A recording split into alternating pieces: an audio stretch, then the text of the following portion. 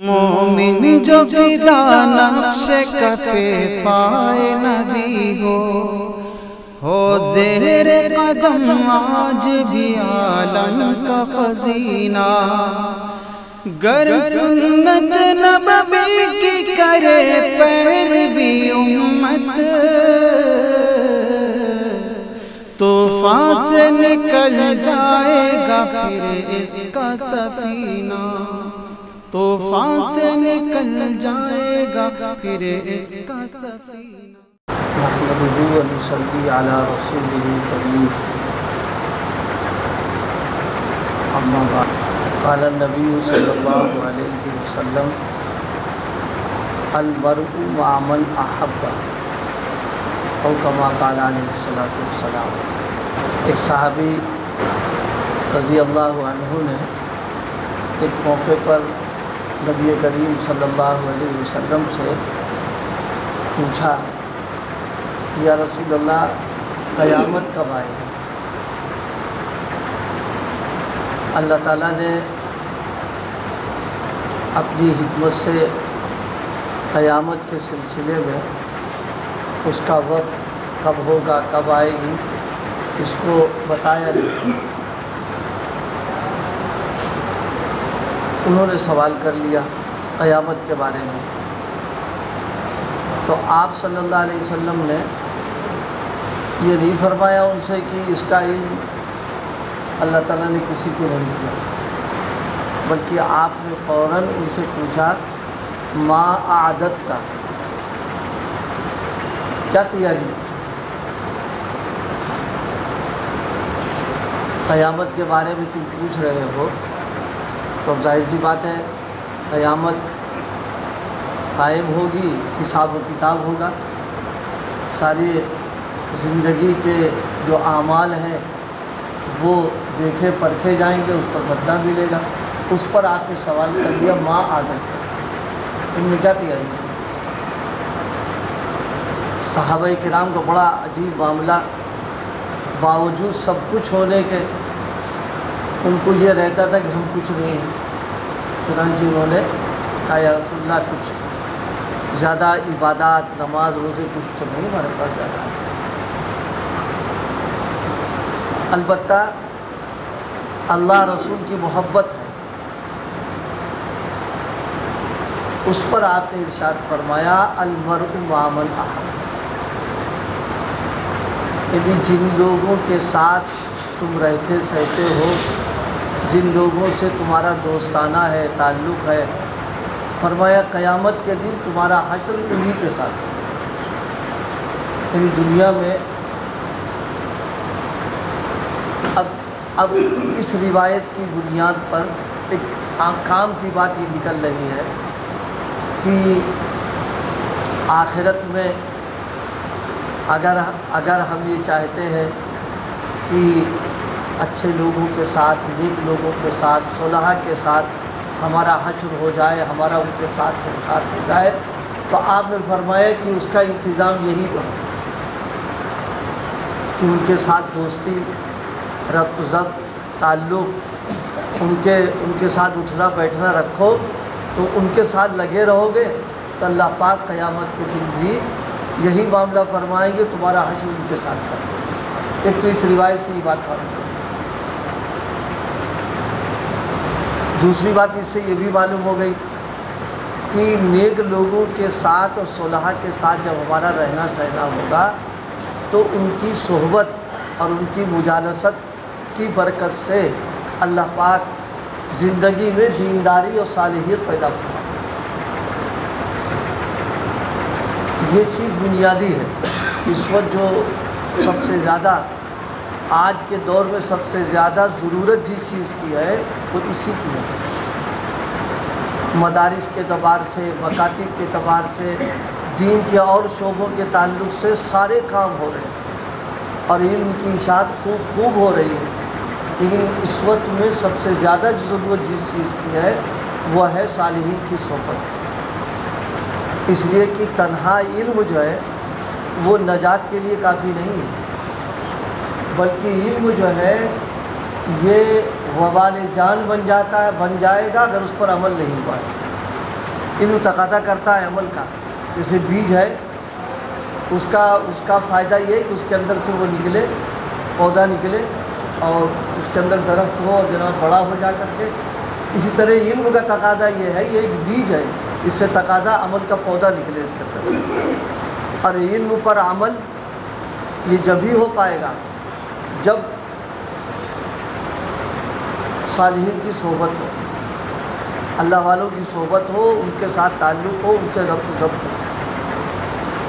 اس لیے اس وقت جو حدیث پڑھی ہے، اس حدیث میں نبی کریم علیہ الصلاۃ والسلام نے صالحین کے ساتھ تعلق اور ربط اس کو اور دیکھا یہ گیا ہے، تجربہ بھی ہے، مشاہدہ بھی ہے کہ جو لوگ اچھے لوگوں کے ساتھ رہتے سہتے ہیں، ایک نہ ایک دن ضرور وہ رنگ اس پر آنا شروع ہو جاتا ہے. علل فور نہ آئے.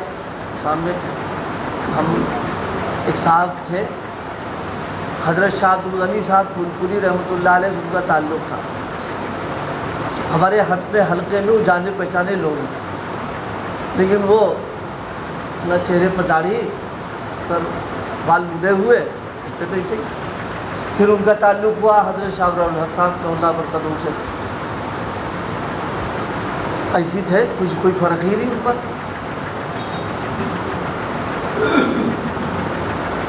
اور حضرت سے اتنا تعلق تھا، حضرت جب وہاں جاتے تو انہیں کیا رکتے تھے، اور حضرت کے سفر کے باہر کا نظام وغیرہ بھی بنایا کرتے تھے، لیکن بظاہر کوئی ان کو اثر نہیں.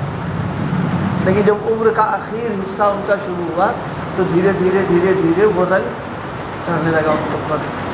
اب وہ آہستہ آہستہ داڑھی بھی آ گئی اور بزرگوں والی ٹوپی جھولنے گندی لگا لا انہوں نے، اور ان کی لبیں وبیں سب ایک دم بالکل صحیح آ گئی. تو یہ کیا چیز ہے کہ وہ نیک لوگوں سے ربط و ضبط جو ہے، یہ اللہ تعالیٰ کی غیرت کو دعوت دیتا ہے کہ یہ صالحین کے ساتھ جڑے ہوئے اور اس کو ہم محروم کر دیں، اس کو عطا فرماتا ہے.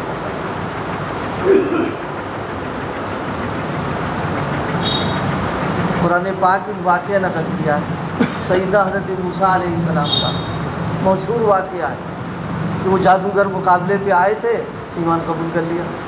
یعنی آئے تھے وہ چراغ، دین کا چراغ گم کرنے کے لیے، اور نتیجہ وہ نکلا کہ وہ غلامی بن گئے. اور وہ تو علماء نے یہاں جو کام کی بات لکھی ہے وہ یہ ہے کہ حضرت موسیٰ علیہ السلام نے گویا باری تعالیٰ سے ایک طرف متوجہ ہوئے، یا اللہ یہ کیا ہوا، اگر آپ کو ہدایت دینا تھی تو پھر ان کو دے دیے ہوتے، اب دے آپ نے ان کو دی ہے. تو اس پر جو بات آئی ہے وہ یہ کہ ان جادوگروں کی ایک ادا مجھ کو پسند آئی ہے، اور فرعون میں وہ بات نہیں تھی. وہ ادا یہ تھی کہ انہوں نے حضرت موسیٰ علیہ السلام جیسی شکل، صورت، لباس پہن کر کے آئے، ان کا جیسا چہرہ بنا کر کے آئے تھے. تو اب میری غیرت نے گوارا نہیں کہ تم میرے محبوب ہو اور تمہاری نقل کوئی اتار کر کے یار اس کو ہدایت نہ دے دیں، اس لیے ہم ان کو ہدایت عطا فرمائیں. حضرت موسیٰ علیہ السلام کی صحبت کتنے دن ملی ان کو؟ وہی مقابلے کا وقت تھا، لیکن اتنی دیر کی صحبت جو ہے وہ کام کر دیا. اس لیے بھائی ضرورت اس بات کی ہے کہ ہم لوگ اس طرف توجہ کریں. صالحین، اللہ والے، نیک لوگ جہاں بھی مل رہے ہوں، موقع نکال کے جانا، بیٹھنا، دعائیں کرنا.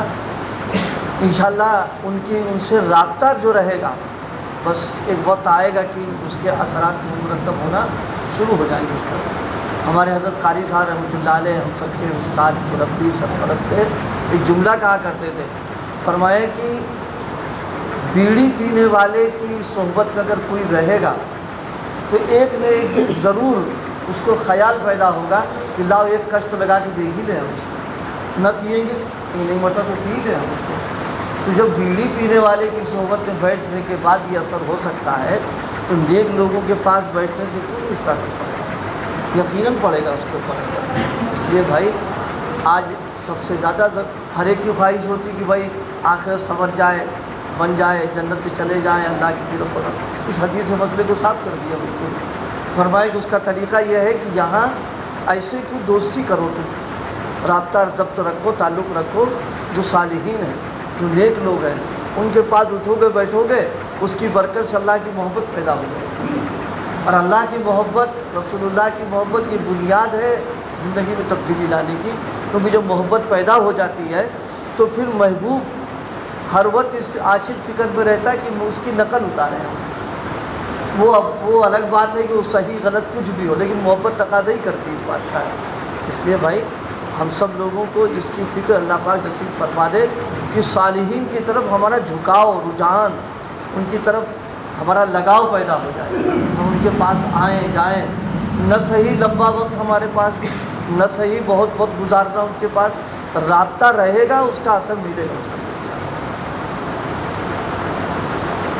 حفیظ جالندھری، حفیظ جون پوری ایک شاعر گزرے، حضرت حکیم الامت کی خدمت میں آئے، بالکل آزادانہ زندگی تھی، ظاہرے کے شاعر تھے وہ۔